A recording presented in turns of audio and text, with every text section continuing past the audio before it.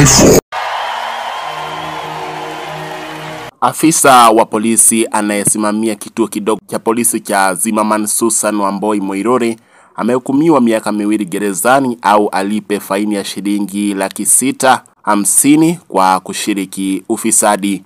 Alipofika mbele ya hakimu Isabella Baraza katika mahakama ya kushughulikia kesi za ufisadi za Milimani, inspekta huyo wa polisi alitozwa faini ya shilingi 300,000 au kifungo cha mwaka 1 gerezani katika kosa la kwanza na hukumu sawia na hilo katika kosa la pili. Inspekta Wamboi alipatikana na hatia ya kuwazuilia washukiwa katika kituo cha polisi kinyume cha sheria. Uchunguzi ulibainisha kuwa afisa huyo alikuwa ameitisha hongo ya shilingi 10,000 ili kufanikisha majadiliano kati ya mlalamishi na mshukiwa waliokuwa katika korokoro za kituo hicho cha polisi.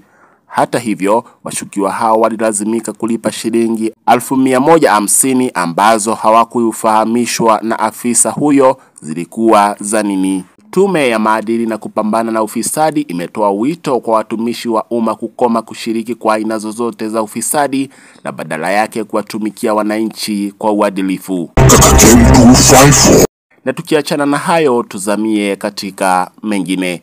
Chuo kikuu cha mafunzo ya rufaa cha Kenyatta KUTRRH kina mipango ya kuanzisha upasuaji wa kupandikiza figo katika muda wa mwezi mmoja ujao, kuashiria hatua kubwa iliyopigwa kama taasisi ya kwanza ya matibabu hapa nchini kuwa na huduma hiyo muhimu.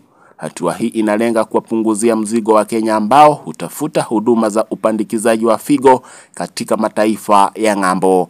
Afisa mkuu mtendaji wa hospitali hiyo Daktari Zainab Gura alitangaza kuwa mipango yote ya kuanzisha huduma hiyo ya kihistoria imekamilika ili kuwafaidi wagonjwa walio na matatizo ya figo.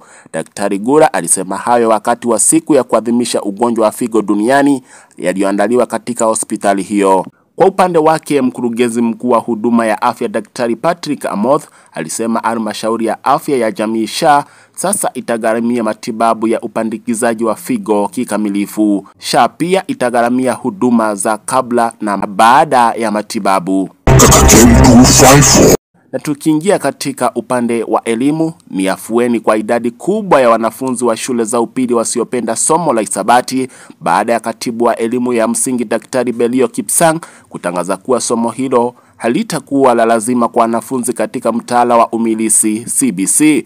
Kulingana na mabadiliko hayo mapya, wanafunzi wa grade ya 9 watalazimishwa kufanya masomo ya Kiingereza, Kiswahili, elimu ya viungo vya mwili PE na mafunzo ya huduma ya jamii, huku wakichagua masomo mengine yaliyosalia toka kwa orodha ya masomo 38 kulingana na taaluma wanazopania kufanya. Hisabati limekuwa somo la lazima kwa wanafunzi wote katika mtaala uliofutiliwa mbali wa 844 pamoja na Kiingereza, Kiswahili na aidha kemia, biolojia au fizikia.